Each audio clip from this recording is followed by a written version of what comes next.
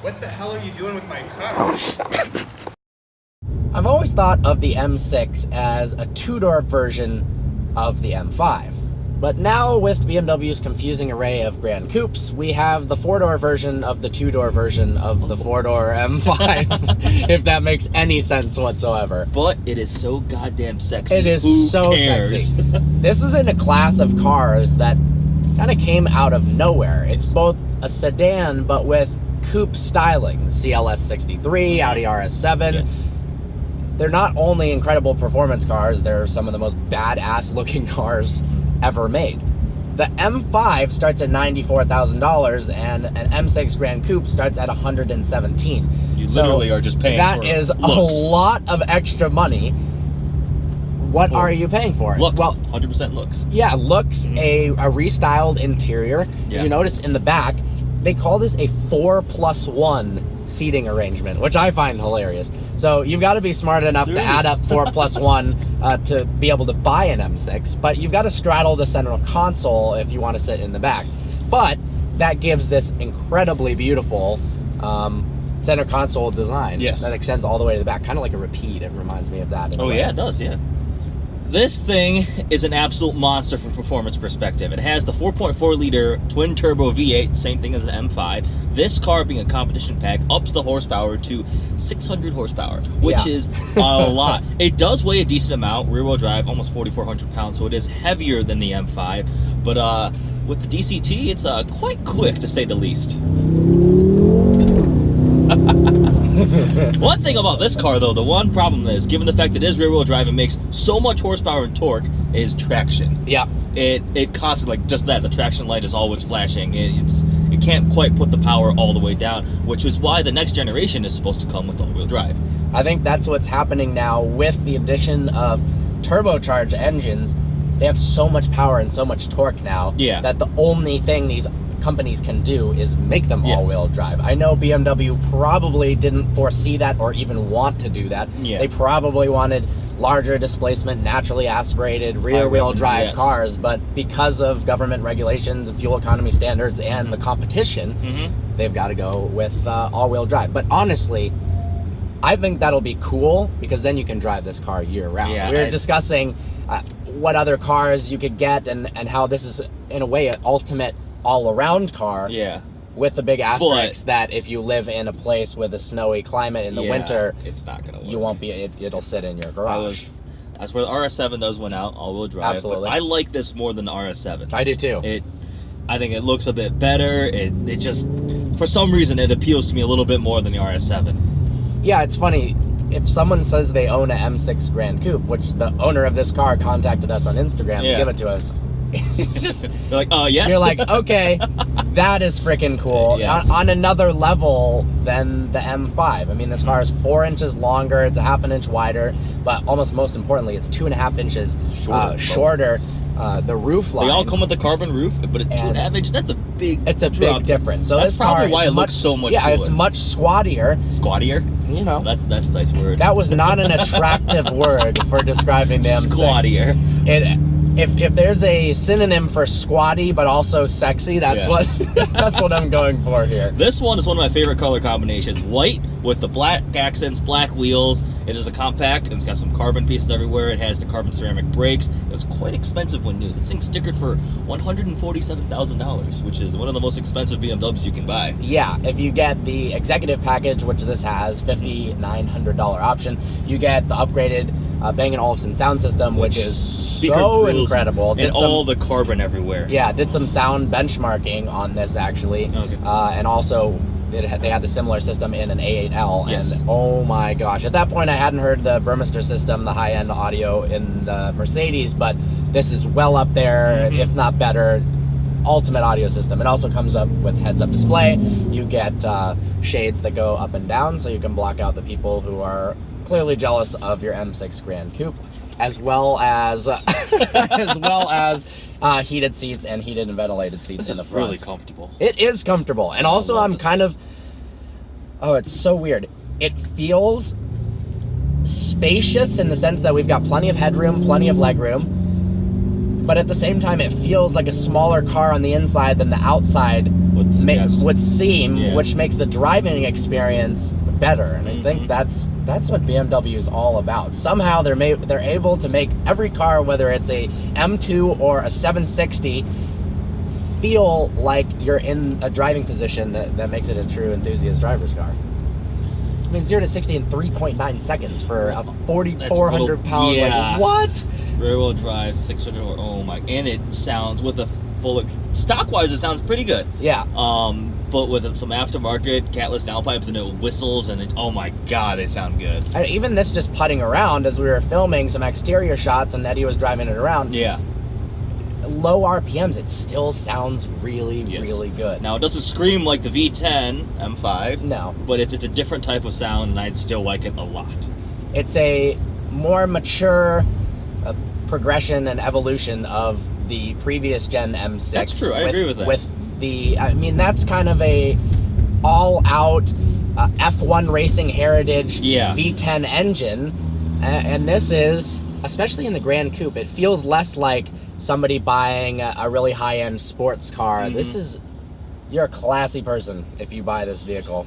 So the competition package comes with 20% stiffer springs than normal, which... I can feel all 20% of them. You kind of can. I'm in comfort mode, by the way. Oh, okay. So it gets a lot stiffer. Put that in Sport Plus. Let's see. And the road gets better. Oh, the road gets better right away. But I don't know if I would get the competition package. It's a lot more money. It's a lot more money. And then also, this car doesn't do great on the track because it's so heavy. It is. The thing is, are you going to track it enough to spend that extra money?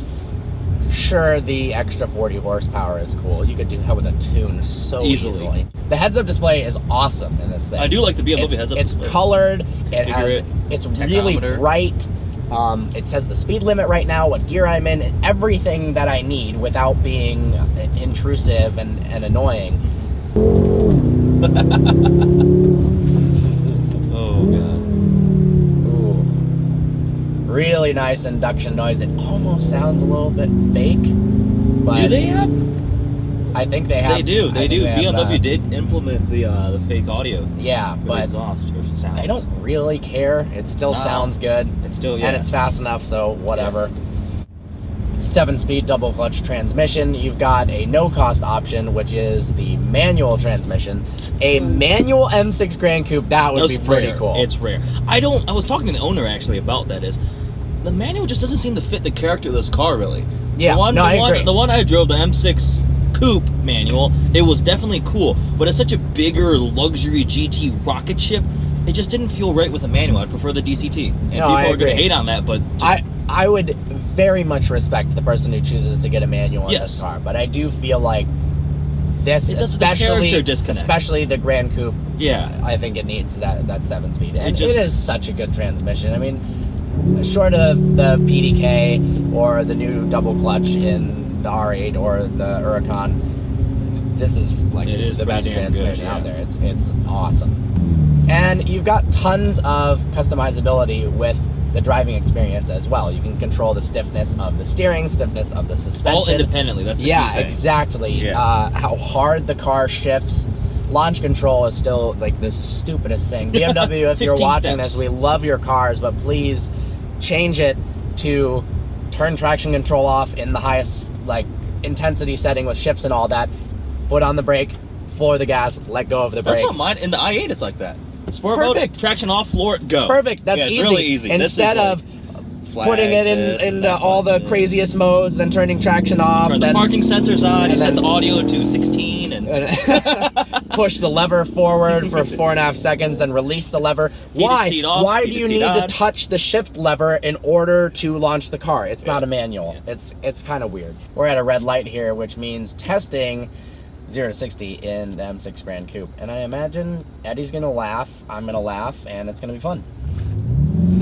Oh, yes. Still no traction yet. Still, it was fighting for traction the entire way. Oh. I think we need to warm the tires up a little bit because it wasn't pulling as hard as I would have liked, but you know, it's Eddie's. Whoa, that's a house and a half. What the fuck? Shit. What the fuck? It had like 7 garages. did it. Yeah. They're like And on this episode of reviewing the M6 Grand Coupe, we get Eddie distracted and by I really go expensive houses. try to pretend them that we can afford the house, which we cannot. Oh! What's this guy here? A little storage. That is a really strange shaped storage box. We've got some extra storage here. I like that. That's actually decently sized. And the glove compartment's not bad. Where'd the floss go? This car is owned by a dentist, which is one of the jobs you can have to be able to afford one of these. And it comes with dental floss if you're a dentist. I thought that was funny. I'm really liking this thing. I love this I am really liking this. I mean, I think if you live in a place where it doesn't get freezing cold and have snow, this is like the ultimate. Or you could driver. have like 5 different cars and this. Well, okay, yeah. 3 is enough for now, but I like this a lot. A lot.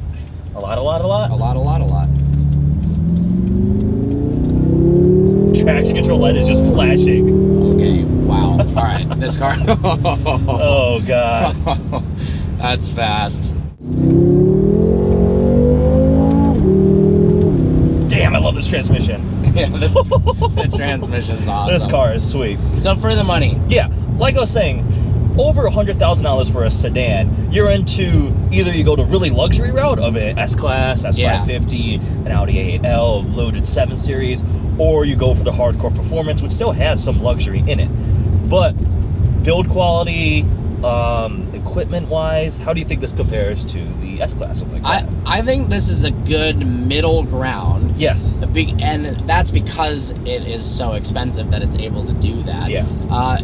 Because of the design language in the interior, this feels nicer to me, a step above the M5. I do like it more than the M5. Obviously, it's going to have a lot more performance than if you go a step up, not a step up in terms of price necessarily, but a step up in terms of the class of vehicle, like a big 7 Series or an S-Class. It's a totally different type of vehicle, but I can see them being cross-shopped when they are sedans, and somebody might be leaning slightly more towards the luxury aspect, and those higher-end sedans also have to compete with having good power, too.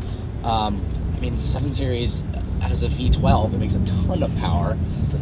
But, I like this car a lot. I like it, too.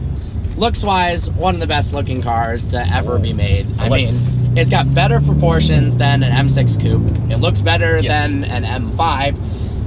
And I think it looks better than the CLS 63. It's a tough call on the RS7. That's such a cool-looking vehicle as well. So, the way I view it is the M6 Coupe seems to have a little bit of like extra space behind those 2 long doors. And these, the extra doors fill that perfectly. If the proportions work excellent. It is a little bit longer, but the lower roofline, the raked tail, oh God, it's just gorgeous. And you don't completely suffer in the back either. There's still legroom, headroom. My head touches a little bit. It's actually my hair, which could be solved by just cutting that off. Too much whipped cream in your hair. Too much whipped cream in my hair. Yeah. It's always a problem. Damn it. But the thing with the upgraded LED headlights, I love the daytime running lights. It's awesome. One of the best looking cars on the road today.